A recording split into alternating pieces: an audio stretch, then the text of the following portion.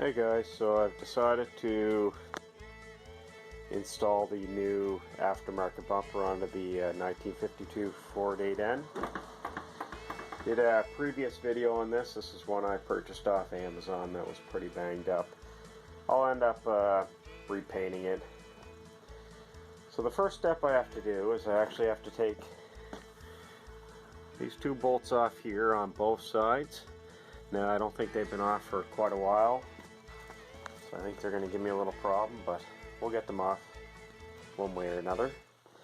And as you can see with the thickness of the bumper, there's not much meat left on here and on the other bolt, as you can see. So what I'm going to do is, we have a shop locally where all they do is sell nuts and bolts and screws and whatnot. So I'm going to go in tomorrow to get 4 nuts and bolts, and probably ones that are about another inch longer. That way I got a little more meat on them, and then I'll be able to mount it. But my goal tonight is to get those bolts and nuts off.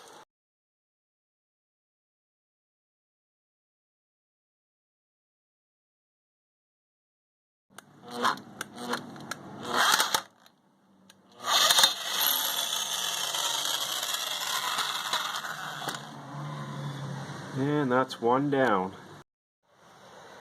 Using a sledgehammer, adjustable wrench, sockets, air gun. Finally got all the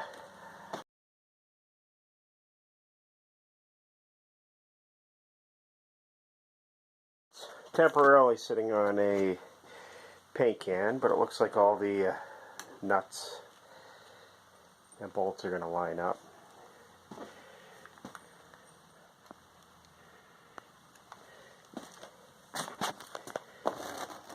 There's this side.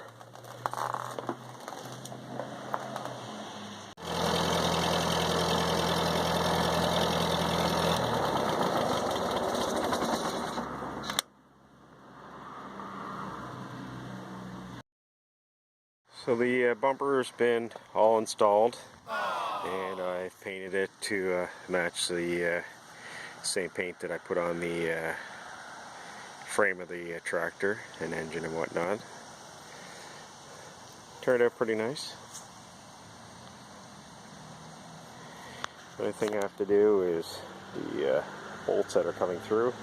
Just need to pick up some longer bolts. Right now they're probably only 3/4 of the way through the nut, so I want to put the some heavy duty longer bolts through there. So other than a few cosmetic blemishes and the little issue with the welding there that I'll take care of at a later date, I'll grind that away and put some weld in there, and then just throw a quick coat of paint on it to fix that part there. Turned out pretty good. I certainly like the looks of it with the new bumper on, and it's quite heavy. Again, this is one I purchased off Amazon. You can tell they're aftermarket because I believe the factory ones have rivets instead of all the welds, so each bar has a rivet in it,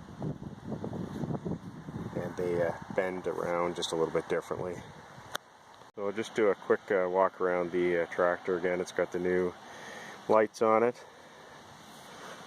new bumper. I ordered a oil filter, so hopefully this weekend I'll get the oil filter changed. The hydraulic fluid looks nice and new. Eventually it's going to need some new front tires. There's quite a bit of cracking in those.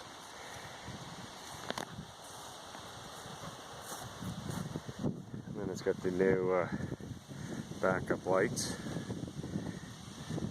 Little strobe on top. I had that kicking around the garage, so I said why not put it on.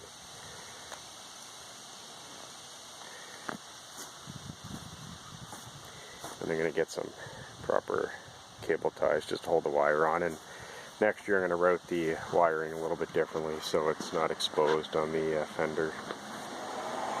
And it's got a deep cycle battery in it, a new battery.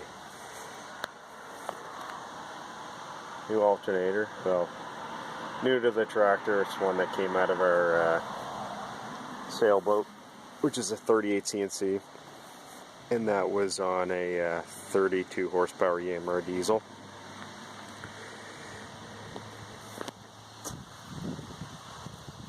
So it's getting there.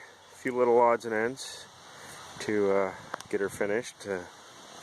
As far as I'm probably going to take it, I don't know, maybe next year I may end up smoothing out the sheet metal a little bit more and throwing another coat of paint on it, but that's cosmetic.